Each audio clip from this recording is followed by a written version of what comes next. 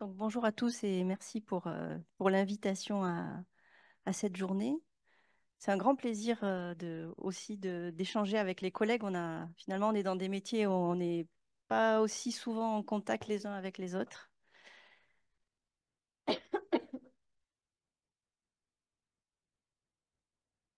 Ok.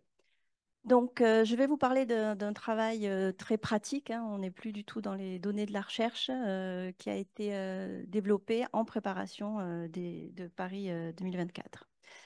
Avant d'expliquer un peu plus le dispositif, une petite remarque sur le fait qu'on ait eu les jeux chez nous, euh, avec le fait que bah voilà, les jeux à la maison, c'est à la fois une chance et on a beaucoup dit aux sportifs qu'ils avaient de la chance, mais c'est aussi un fardeau et moi je dirais, de mon expérience, c'est surtout un fardeau. Alors, une chance, bien sûr, dans le sens où certains sites étaient déjà connus, bien que Paris, c'était un peu spécial. Il y a tellement de sites sportifs qui ont été créés pour l'événement, donc il n'y avait pas forcément cet avantage de familiarité. Une chance parce qu'il y a des moyens qui ont été mis en œuvre particuliers. Une chance parce qu'il y a le public. Bon. Mais cette chance, ça a été aussi, en conséquence directe, énormément de lourdeur pour les sportifs, parce qu'il y avait une attente qui était extrêmement forte et une pression qui s'est mise en place progressivement, bien 3 ans avant les Jeux, hein, et qui a commencé à se sentir au niveau des répercussions de terrain. Par exemple, certaines fédérations, elles ont exigé de leur entraîneur qu'ils renvoient quotidiennement des relevés de performance par rapport aux sportifs qui étaient susceptibles d'être qualifiés. Tous les jours, combien de passages, combien de chutes, tous les jours, tous les jours, tous les jours, 2 ans avant. Autant vous dire que ce genre de dispositif a des effets assez nocifs, hein. Petit à petit, les sportifs deviennent de plus en plus friables vis-à-vis de la pression. L'entraîneur devient de plus en plus sous tension et finit la saison proche du burn-out.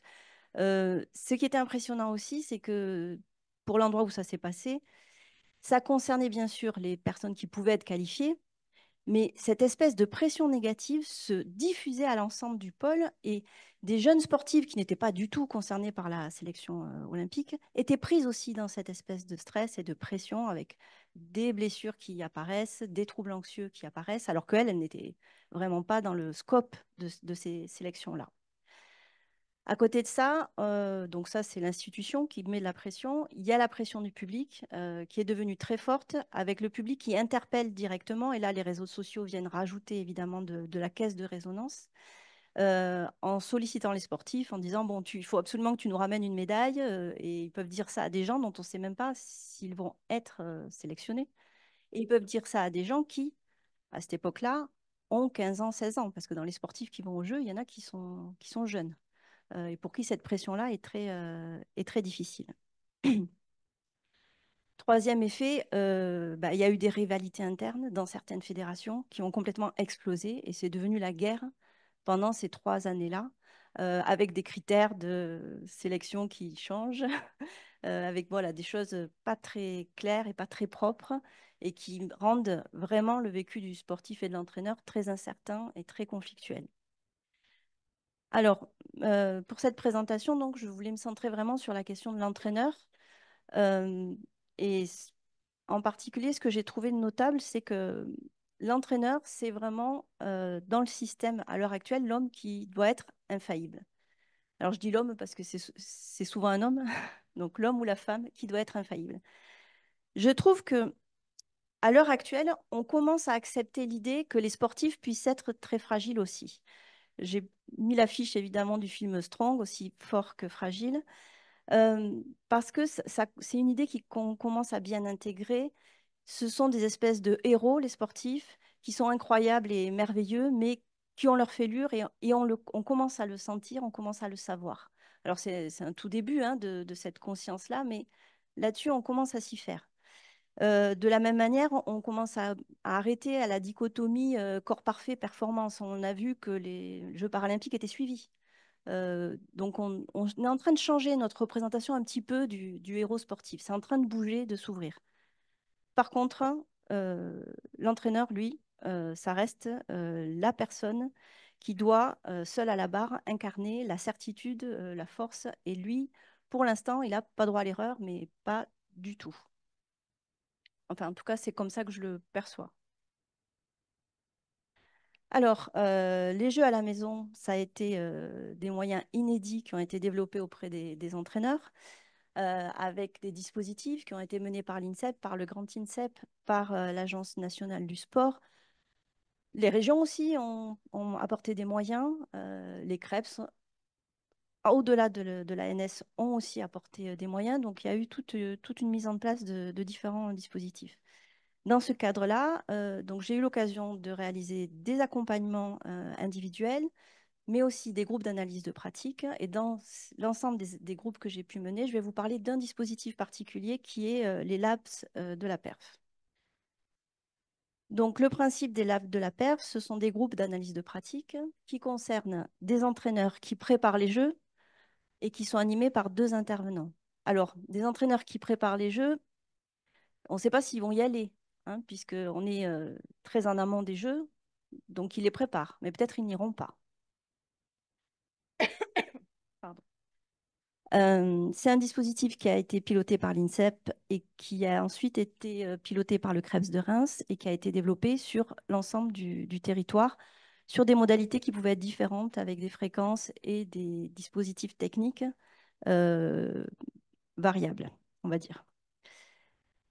Je vais vous parler du dispositif auquel moi j'ai participé, donc qui concernait ce qu'on a appelé le groupe 2 de Montpellier. Bon, c'était parce que c'était le deuxième groupe. Ses caractéristiques, c'est que c'était un groupe qui était hétérogène, dans le sens où il y avait X disciplines représentées et que chaque personne ne connaissait pas les autres personnes du groupe. C'était des gens qui n'avaient jamais travaillé ensemble. C'était un groupe restreint. Nous étions, il y avait 6 entraîneurs maximum, sachant que avec les déplacements, réunir les 6 personnes, c'était assez difficile. Donc, en général, on était 4. Enfin, 4. Il y avait 4 entraîneurs, pardon, à chaque session, 4 entraîneurs minimum. Mais on est donc sur un très petit groupe très, très intime. L'animation de groupe se faisait par un duo, donc avec un psychologue et un coach.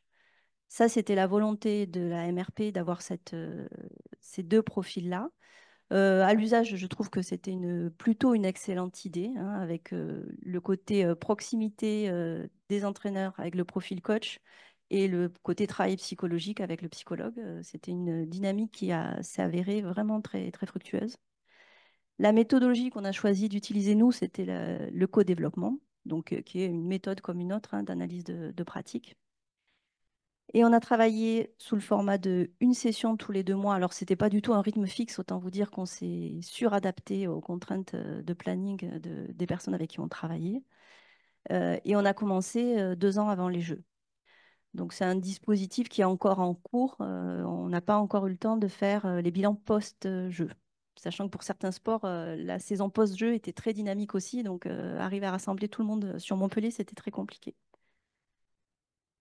Au niveau des thèmes que nous avons abordés dans ces séances. Alors, j'ai essayé de rassembler un petit peu. Vous voyez sur le schéma qu'on retrouve quand même les grands thèmes de la psychologie du sport et pour cause, c'est bien normal. Donc, nous avions par exemple l'impact de l'anxiété avec certains sportifs qui présentaient des profils anxieux exactement du type de ceux qu'on a entendu parler ce matin avec Damien. Nous avions des cas de figure de blessures avec deux composantes là dans les blessures, soit le problème de la grosse blessure et de sa prise en charge, soit le cas de figure où on peut se douter que la blessure, la petite blessure, apparaît, réapparaît et réapparaît pour des raisons psychologiques. Donc là, dans l'autre sens. L'impact psychologique des blessures et la blessure, la psychologie qui impacte la blessure. On a aussi eu des sujets d'aléas de motivation, puisque la sélection olympique, c'est vraiment une course de fond. c'est très très long. Et dans certains sports, c'est quand même assez complexe. Si on prend l'exemple de la natation, on va être dans des situations où les gens vont avoir une charge d'entraînement très lourde, avec très peu d'échéances, où ils peuvent savoir où ils en sont et avoir des retours sur investissement. Donc ça change d'une discipline à l'autre, hein. Les disciplines où il y a beaucoup de compétition, les disciplines qui sont plus ludiques, ça ne se pose pas trop. Mais il y a certaines disciplines où c'est difficile de tenir sur la longueur. Dans les sujets abordés, il y avait bien sûr comment on organise sa stratégie d'approche du JO. Dans le groupe, il y avait des entraîneurs qui n'avaient jamais fait de JO. Donc, cette question-là se posait vraiment. Qu'est-ce qu'on fait à 2 semaines, à 6 semaines, 3 mois, etc. Euh, il y avait aussi la thématique assez présente finalement des conflits institutionnels avec ce côté de la fédération n'est pas forcément en mode soutien, accompagnement efficace, mais peut à plein de moments poser problème pour l'entraîneur, en tout cas du point de vue de l'entraîneur. Ça nous a pas mal occupé. Moi, je ne m'attendais pas à ce que ça fasse partie de l'échiquier de ce jeu-là. Euh, et ensuite, il y a eu aussi du temps sur la question de l'environnement du sportif, parce qu'en fait, au fur et à mesure des qualifications, de l'approche des JO, on a vu beaucoup de gens qui venaient solliciter les sportifs pour faire la prépa mentale, pour faire la nutrition, pour sponsoriser des produits, enfin voilà, ça devenait de plus en plus riche et en ébullition. Et donc, la question se posait pour l'entraîneur de comment il allait réguler tout ça, comment il allait poser des limites, comment il allait être, lui, complètement le centre de tout ça, ou être en capacité de répartir des responsabilités et de ne pas être dans un contrôle absolu de tout ce qui se passe. Euh, donc, au final, des thématiques très classiques et des thématiques un peu plus spécifiques à cette situation des JO. Euh, À la fin du dispositif, on a souhaité questionner pas mal les personnes, les participants, sur comment eux, ils percevaient l'impact. On avait là, bon, on fait toujours un bilan de nos interventions, évidemment, c'est logique, mais là, on avait quand même en tête que nous étions financés par l'institution et qu'on avait des comptes à rendre sur en quoi on avait été efficace dans ce qu'on avait proposé. Alors, la satisfaction perçue, l'impact perçu, ce n'est pas forcément un très bon critère, mais c'était quand même intéressant d'aller poser la question aux entraîneurs, de savoir à quoi ça vous a servi. Donc, la première chose qui est vraiment notable, et je reviendrai sur cette question-là, c'est le fait que pour eux, ça brise l'isolement dans lequel ils sont. Euh, Vraiment, ils ont été dithyrambiques sur cet axe-là en disant, mais j'aurais vraiment aimé vivre ça quand j'étais jeune entraîneur. Ça aurait complètement changé les moments de creux dans la carrière. Ça aurait été bien plus simple. Donc, un appui très fort en disant, en tant qu'entraîneur, moi, j'ai besoin de m'asseoir avec mes collègues et qu'on parle des problématiques qu'on rencontre.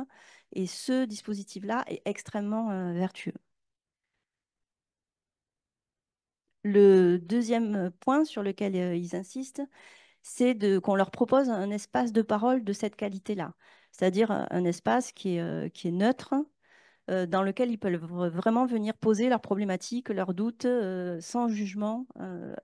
Et ça, clairement, ils n'ont pas d'espace euh, dans leur fonctionnement au quotidien.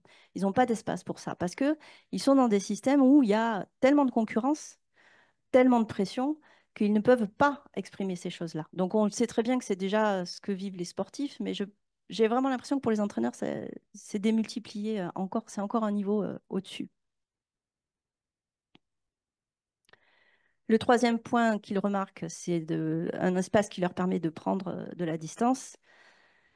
Sur une sélection olympique, ben, c'est vrai qu'il y a de la pression, il y a des décisions, il y a des plannings aussi qui sont extrêmement chargés, hein, quand on n'est pas qualifié, mais presque. Il y a des enchaînements de compétitions internationales, ça va très vite, c'est assez dur. Donc finalement, d'avoir un temps où on s'arrête, on s'assoit et on réfléchit, pour eux, c'est extrêmement précieux. Et le dernier point, c'est qu'ils remarquent que c'est une manière d'être aidé de manière très opérationnelle, très, très simple, en ayant cette possibilité d'échanger avec leur père, et entre autres de repérer que finalement, ils ont souvent les mêmes problèmes. Le rapport aux institutions, par exemple, bah, ça les concernait, pas au même niveau, mais ça les concernait un peu tous. Bon, donc ces quatre éléments-là, l'isolement, la prise de distance, le fait d'être aidé opérationnellement, il m'en manque un. Merci. C'est exactement les objectifs des groupes d'analyse de pratique. Enfin, je veux dire, c'est pour ça qu'on fait ce travail-là, précisément. Et c'était assez intéressant de voir qu'ils nous les ressortaient, mais vraiment, on aurait dit qu'ils avaient lu la méthode et les objectifs, alors qu'ils n'étaient pas au courant, hein, que c'était nos critères précisément, c'est ce qu'on attendait, et c'est ce qu'ils ont l'impression que ça a produit. Ce qu'ils disent aussi, c'est que c'est un outil qui est hyper simple, parce que finalement, juste réunir des entraîneurs sous la houlette d'un spécialiste et échanger, c'est quand même pas un truc d'une grande, grande, grande complexité. Donc, ils notaient vraiment ce côté, ça apporte beaucoup, alors qu'en soi, c'est hyper simple. Après, moi, ce que j'ai plus réfléchi et noté de pertinent dans ce dispositif-là, euh, donc, ce sont des aspects qui sont typiques des groupes d'analyse de pratique, mais j'ai trouvé saillant dans ces situations-là. Euh, donc, par exemple, cette question de l'accompagnement par les pairs et en quoi c'est hyper facilitateur, pardon, extrêmement facilitateur pour la prise de décision. Donc, en effet, ils ont noté l'aspect, ça brise l'isolement. Et oui, quand on voit comment ils fonctionnent, on les sent très isolés, particulièrement isolés. Et ça peut les enfermer dans des schémas qui peuvent être éventuellement nocifs. Pas des schémas volontairement nocifs, mais qui finissent par l'être. Par exemple, quand vous êtes à quelques mois des Jeux et qu'un sportif se blesse, qu'il n'est pas encore sélectionné, qu'il est sélectionnable, mais qu'il n'est pas sélectionné, prendre la décision d'un arrêt complet, c'est très, très difficile à faire. Dans la culture sportive, on reprochera plus facilement une attitude que l'on juge laxiste ou ce type de prise de risque. On arrête tout, on soigne, plutôt que quelqu'un qui va être dans une approche plus dure en disant non, non, mais ça va tenir, il va s'entraîner en, en étant blessé. Euh, donc avoir le sang-froid de dire là, on a le temps de tout stopper, de soigner, de récupérer, de faire une reprise et d'être qualifié, en fait, c'est extrêmement dur d'être capable de prendre cette décision-là. Et là, il y a vraiment juste un effet des pairs, hein. C'est-à-dire qu'être dans un espace où on discute de là où on en est, de ce qui est possible, où les autres, peut-être plus expérimentés, peuvent renvoyer leur vécu, leur perception de ces situations-là qu'ils ont déjà vécues, bah, ça fait très vite basculer dans je prends la bonne décision. Et je la prends avec tranquillité et certitude. Et à la sortie de la session de travail, le rendez-vous pour aller faire l'IRM est pris. C'est vraiment la conséquence, elle est directe. Ça tombait bien parce qu'il y avait quelque chose de très grave et il y avait effectivement besoin de cet arrêt complet, etc. Et ça s'est très bien passé puisque la personne a été qualifiée, est allée au JO, etc. Donc, ce support des pairs me semble un très très bon outil globalement pour les meilleures prises de décision et je trouve que ça impacte directement le vécu que vont avoir les sportifs. Un autre aspect, on revient à un sujet évidemment important, c'est que c'est aussi un espace qui permet une régulation émotionnelle pour ces personnes-là. Donc avoir un espace de parole régulier, ça permet de mieux réguler son vécu émotionnel et de ne pas diffuser anxiété, colère, découragement, pression vis-à-vis des sportifs. C'est vrai qu'en psychologie du sport, on s'intéresse beaucoup à l'anxiété du sportif, mais il y a quand même un autre acteur qui est très affecté par la pression compétitive, c'est l'entraîneur. Et cette pression-là, elle relève presque du tabou, elle est assez peu travaillée. Pourtant, son impact, il est important. Un entraîneur stressé, il ne peut pas entraîner vraiment comme il faut. Il va être irritable, éventuellement, il peut faire des feedbacks négatifs, il peut avoir une perte de vision de l'entraînement, hein, même quand il est trop pris dans ces enjeux-là. Euh, donc, avoir cet espace-là où il y a une prise de distance émotionnelle, ça fonctionne bien. Donc, eux ils le verbalisent pas comme ça. Mais par contre, moi, c'est vraiment quelque chose que j'ai vu, hein. C'est-à-dire qu'ils arrivaient, ils étaient complètement à cran Et quand on faisait les bilans intermédiaires, après, ils expliquaient bien qu'ils avaient eu un pic, et puis après, une fois qu'ils étaient partis de là, c'était resté bas, et ça s'était maintenu bas très très longtemps après. Troisième point, il se joue là aussi des questions de transfert de connaissances et qui viennent aider la confiance.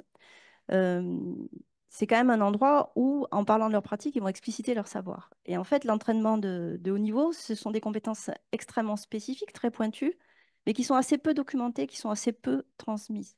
Ce sont des espèces d'artisans de la performance où le résultat, c'est des processus complexes, riches, aléatoires. Et donc, il y a un déficit d'explicitation de ce qui fait la richesse d'un entraîneur, ce qu'il est capable d'apporter. Et souvent, eux-mêmes, ils n'ont absolument pas conscience de la palette des choses qu'ils mettent en œuvre pour être efficients. Donc, ce travail juste d'explicitation, il favorise le repérage de ceux qu'ils mettent en place et ça leur permet ensuite d'être plus confiants dans leur pratique. Et ça, évidemment, ça impacte aussi positivement les sportifs, hein. Finalement, la sérénité de l'entraîneur, c'est un facteur de bien-être forcément pour le sportif. Euh, Au final, cette expérience sur le temps long, j'avais rarement eu une unité de suivi sur un temps long avec un groupe toujours le même. Ça m'a fait revoir aussi des problématiques que j'ai en tant que psychologue. Parce que quand on accompagne les sportifs de haut niveau, on se confronte bien sûr aux problématiques des sportifs, anxiété, motivation, blessure, voilà, on en a parlé déjà toute la journée. Mais on se confronte aussi au dysfonctionnement de l'encadrement. Et dans ces dysfonctionnements, il y a beaucoup de choses qui ne sont pas souhaitées, mais qui sont subies. Euh, donc, c'est plus lié à un déficit de compétences et d'accompagnement qu'à une volonté de mal faire les choses. Et j'ai vraiment eu cette impression de me dire, souvent dans mon travail, finalement, je suis là en compensation de certains dysfonctionnements, alors que ces choses-là pourraient être traitées à la source en travaillant avec l'encadrement. Et je pense que ça pourrait éliminer toute une partie des problématiques auxquelles je suis obligée de faire face dans mon travail. Donc pour moi, ce type de dispositif, ça crée une manière d'encadrer plus favorable à l'équilibre du sportif et à sa santé mentale. Et je redis ce que je disais tout à l'heure, c'est que ça me semble un levier quand même facile à atteindre. On n'est pas dans un changement trop complexe de la manière de fonctionner en instaurant des groupes d'analyse de pratique. Euh, je vous remercie de votre attention et je vous propose que nous interagissions.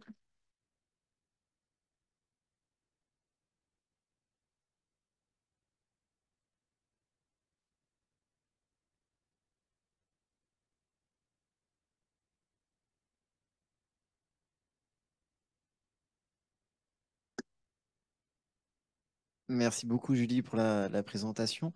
Le fait qu'il y ait eu des entraîneurs venant de différents sports, est-ce que ça a pu aider dans la qualité du travail, notamment dans le fait qu'il n'y ait pas de concurrence entre eux et qu'ils peuvent peut-être plus facilement se livrer? Oui, pour moi, c'est un facteur essentiel de réussite. En plus, l'intérêt, c'est que les labs, il y en avait partout en France et ils n'étaient pas tous sur le même format. Et donc, il y avait aussi des labs monodisciplines. Et ben, ça ne se passe pas du tout pareil, mais vraiment pas. Donc des gens qui ne travaillent pas du tout ensemble, qui ont aucune compétition réciproque, c'est vraiment l'idéal. C'est arrivé au fur et à mesure, parce que sur 2 ans, il y a forcément un petit peu des aléas, hein, donc le hasard a fait que une fois, il y a une personne qui a rejoint le groupe qui était d'une même discipline, et tout de suite, mais alors c'est immédiat, hein, l'impact sur la dynamique, ça saute aux yeux, ça change. C'est pas la même chose. Donc, bon, c'est quelqu'un qui n'est pas resté, tant mieux. Mais oui, des disciplines qui n'ont rien à voir les unes avec les autres, aucune concurrence, des gens qui ne se connaissent pas, ça fonctionne très, très bien. On comprend pourquoi, hein, du point de vue psychologique, évidemment.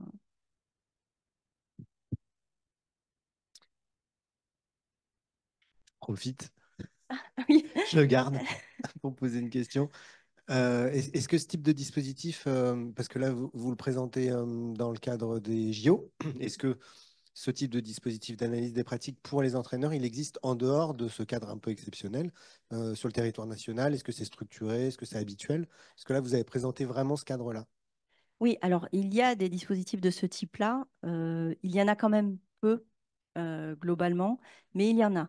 L'intérêt de ce dispositif-là, c'est qu'il était financé. C'est quand même important, hein. Le fait qu'il y ait un budget ouvert pour ces choses-là, ça permet, c'est extrêmement facilitateur.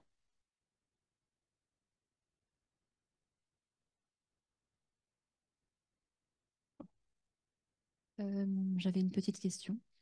Je suis très surprise en fait euh, du message que vous nous faites passer aujourd'hui sur le fait que les entraîneurs soient euh, solitaires ou en tout cas n'aient pas la possibilité d'échanger, surtout si j'ai bien compris auprès d'entraîneurs nationaux. Dans mon esprit, ils disposaient d'une équipe et de pairs avec qui partager. Il semblerait que ce n'est pas le cas. Donc, très surprise. Je pensais qu'on pouvait retrouver enfin, cet état d'esprit plutôt en club, mais pas au niveau national. Et la deuxième partie, ce qu'on ne sait pas parmi le panel d'entraîneurs, euh, est-ce que c'était des sports co ou des sports individuels? Et je poursuis enfin, la question. Euh, il y a des sports individuels où on est très pragmatique. Je vais prendre la natation, on va prendre un chrono. Tu fais en dessous de telle performance, tu seras sélectionné. D'autres sports sur lesquels finalement on est plus sur de la subjectivité et sur deux compétences égales, lequel je vais choisir. Et potentiellement, je vais choisir celui qui me créera le moins de conflits si je l'intègre dans un collectif. Tu veux pas. Et donc, comment on explique, comment on accompagne et comment on prend les bonnes décisions ou comment ils prennent les bonnes décisions et comment ils les assument. Oui, alors j'essaie de me rappeler. Donc au niveau des disciplines, il y avait de la natation, il y avait de l'athlétisme, donc des sports individuels, et il y avait aussi des sports collectifs. Il y avait les deux. Euh, Par rapport à la question des critères, là, on était vraiment lié à des difficultés de fonctionnement interne des fédérations. C'est-à-dire qu'il y a des fédérations qui étaient, on va dire, dans un fonctionnement serein, donc des critères clairs, une décision qui se prend simplement et à laquelle il n'y a aucune discussion après, une fois que c'est fait. Mais vous avez bien vu que dans d'autres disciplines, il y avait eu de la contestation, mais c'est aussi parce que le dispositif n'était pas limpide et carré au démarrage. Euh, ben, j'ai oublié la suite, je suis désolée.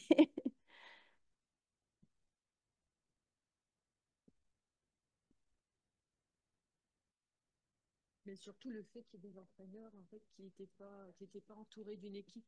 Oui, c'était le début, oui. Oui, tout à fait.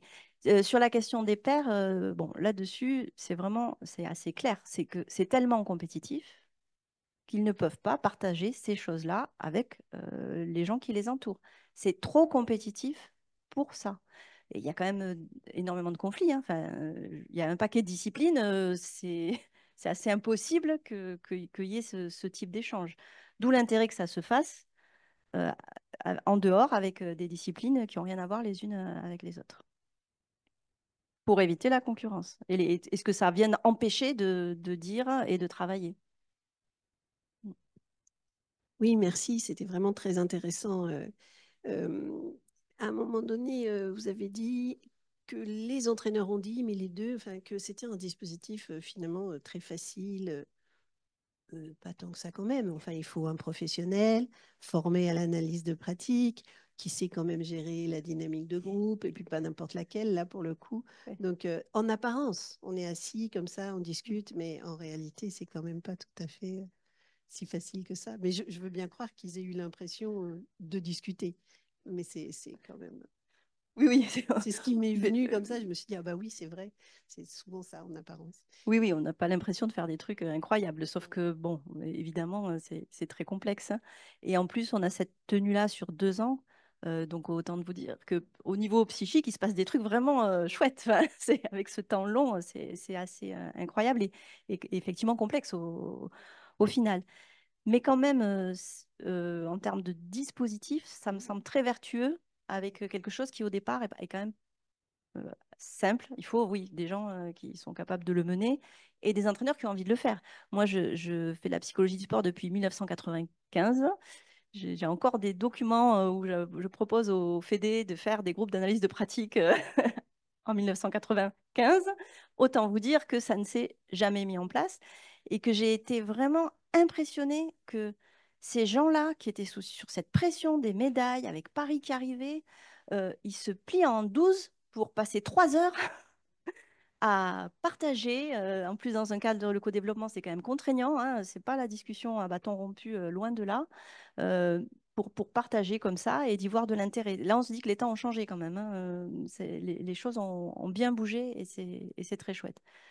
Et du coup, j'avais une autre question. Et cette idée, ce projet national, donc de lab de performance, Lab de la perf, oui. lab de la perf, oui, qui s'est fait à différents endroits selon différentes modalités. C'était dans l'objectif de JO, JO, JO. Oui, c'est ça. On met de l'argent pour gagner, quoi. Ouais. C'était quand même ça l'objectif au bout. L'objectif, c'était la performance, Ouais, la performance. purement. Mais alors, pour la petite anecdote, en discutant avec la responsable au niveau de la Maison régionale de la performance, c'était vraiment intéressant le bilan elle tirait. Et je pense que c'est pareil, il y a quelques années, personne de l'institution sportive n'aurait dit ça.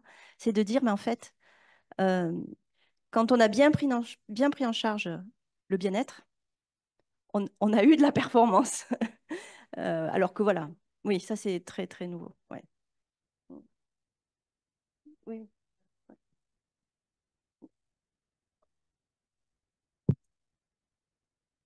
Oui, non, juste pour ajouter les labs de la perf, en fait, ça n'a pas été créé dans l'optique des jeux. À la base, c'est un groupe de travail qui a sur la dimension mentale, qui a regroupé tout un tas d'acteurs autour de la dimension mentale et qui a eu la volonté finalement de créer un espace de parole et de travail des entraîneurs. Et il s'est trouvé finalement que la mise en action, le fait que le Krebs de Reims reprenne aussi ce projet-là, puisse être mis en place dans le cadre des Jeux. Il y a des structures pour lesquelles ce n'est pas des entraîneurs nationaux qui ont bénéficié de ces labs de la perf. Ça peut être des préparateurs physiques, préparateurs mentaux, des groupes plus hétérogènes sur l'origine. Hein. Là, on parle d'entraîneurs, mais voilà, il y a des groupes qui, dans d'autres structures, ont pu être composés de différentes personnes. Effectivement, l'objectif est toujours la perf et l'espace de parole pour ces professions autour du sport. Mais voilà, effectivement, le groupe que tu as pu animer était vraiment tourné jeu, mais non, c'était pas juste pour les jeux que ça a été créé. Et je pense que c'est... alors effectivement, il y a un besoin de financement, mais ça peut être un projet qui peut être amené à perdurer au-delà juste des entraîneurs nationaux et des Jeux olympiques. Oui, la question de la performance, elle a permis du financement, en fait, bien sûr. Mais l'intention de départ, effectivement, était bien plus large et donc se poursuit hein, au-delà. Alors, on ne sait pas trop comment, mais voilà.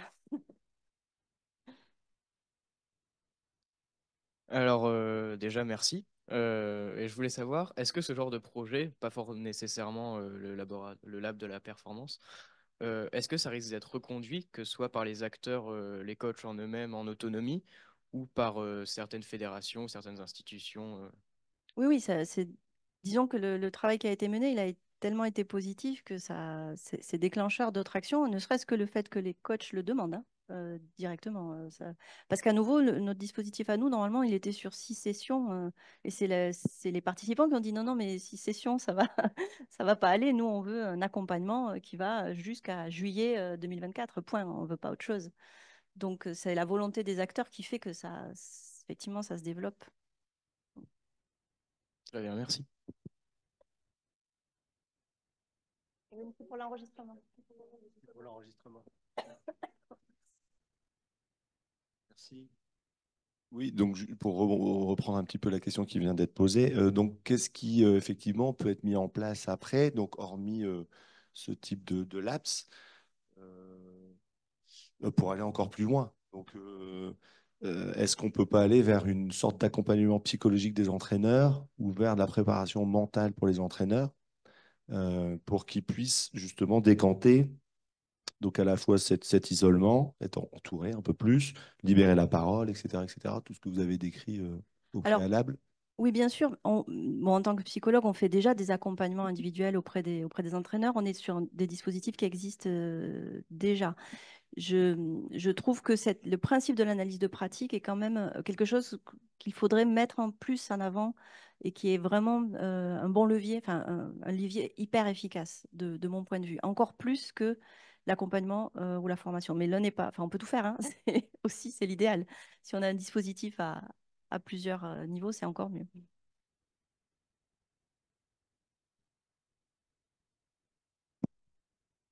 Est-ce que dans l'accompagnement, vous avez préparé les entraîneurs à l'annonce de la sélection finale à une équipe juste avant les JO, par exemple vers le mois de mai, et comment réagir avec les sportifs non sélectionnés dans l'équipe?